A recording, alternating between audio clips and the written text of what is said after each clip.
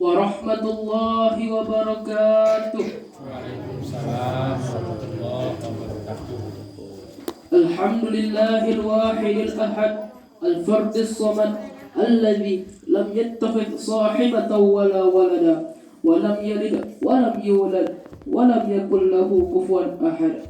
Asyhadu an la ilaha illallah wa asyhadu anna Muhammadan abduhu wa rasuluh. Imamul mursalin wa khatimun nabiyyin wa qa'idul gharril muhajjalin. Allahumma salli ala Muhammad wa ala ali Muhammad. Amma ba'du. Pertama dan terutama sekali, tidak bosan-bosannya kita bersyukur kepada Allah Subhanahu wa taala yang telah memberikan kepada kita rahmat dan karunia-Nya kepada kita semua yang tidak dapat kita hitung. Sebagaimana Allah Subhanahu wa taala telah berfirman di dalam Quran surat An-Nahl ayat 18 yang berbunyi, A'udzu billahi minasyaitonir rajim. Bismillahirrahmanirrahim. Wa in ta'uddu ni'matallah la tuhsuha. Sebagaimana artinya, dan jika engkau menghitung nikmat-nikmat Allah, niscaya engkau tidak dapat menghitungnya. Salawat beriringkan salam. Jangan lupanya kita bersalawat kepada Nabi kita, yakni Nabi Muhammad sallallahu alaihi wasallam, yang telah memberikan kepada kita dua pedoman hidup. Apabila kita berpegang teguh kepadanya, niscaya kita tidak akan sesat lagi menyesatkan, yakni Al-Quran dan Sunnahnya. Taraktu fikum amrayni ma in tamassaktum bihima lan tadillu ba'di abada, kitabullah wa sunnati. Pada kesempatan yang berbahagia kali ini, izinkanlah saya untuk menyampaikan sebuah kultum yang berjudulkan Tujuannya Persahabatan dalam Islam. Hadirin yang dirahmati Allah Subhanahu wa taala, Imam Ghazali di dalam kitabnya Ihya Ulumuddin menjelaskan tentang sebab-sebab terjadinya persaudaraan. Dua di antaranya bertujuan untuk di dunia dan dua di antaranya bertujuan untuk di akhirat.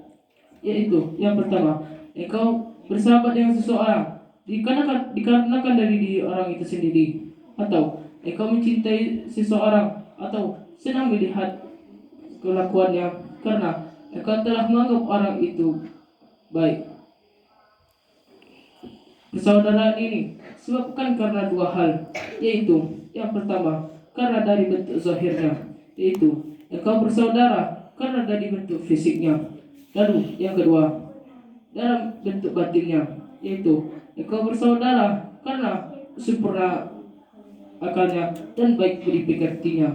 Akan tetapi tidak selalu orang bersaudara dikarenakan karena baik budi pekertinya. Sebagaimana Nabi Muhammad SAW telah bersabda, seandainya seorang mukmin datang ke dalam satu majelis yang di dalamnya terdapat 100 orang munafik dan satu orang mukmin, niscaya orang mukmin itu akan datang dan duduk bersama orang mukmin.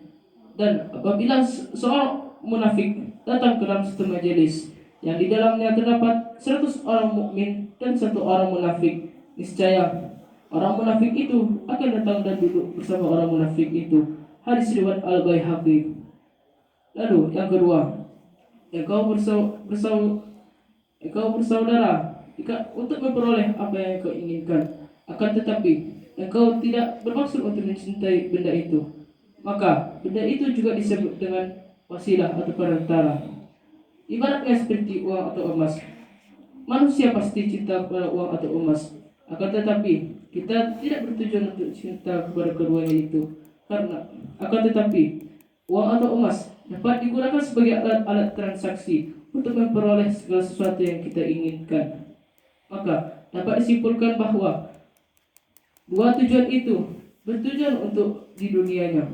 Lalu yang ketiga adalah engkau seperti yang telah saya sebutkan, dia tidak bermaksud untuk cinta kepada wasilah itu atau perantara itu, akan tetapi dia cinta kepada wasilah itu untuk kebahagiaannya di akhirat. Contohnya seperti cintanya seorang murid kepada gurunya.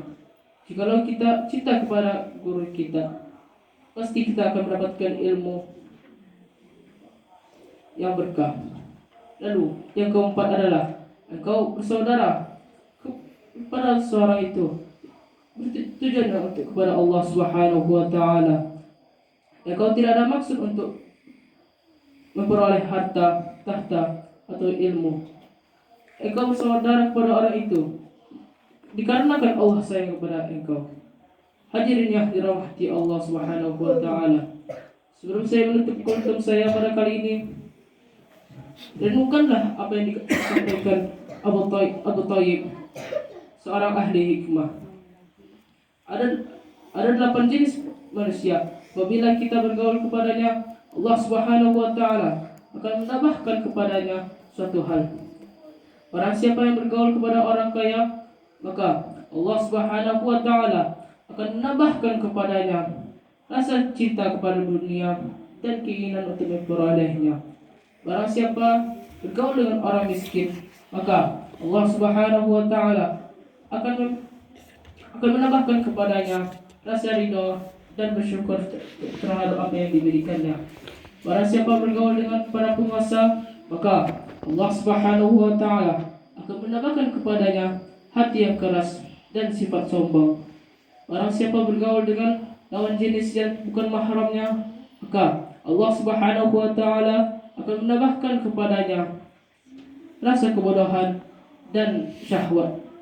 Barang siapa bergaul dengan orang fasik, maka Allah Subhanahu wa taala akan menambahkan kepadanya rasa ingin berbuat kejahatan dan menunda bertobat.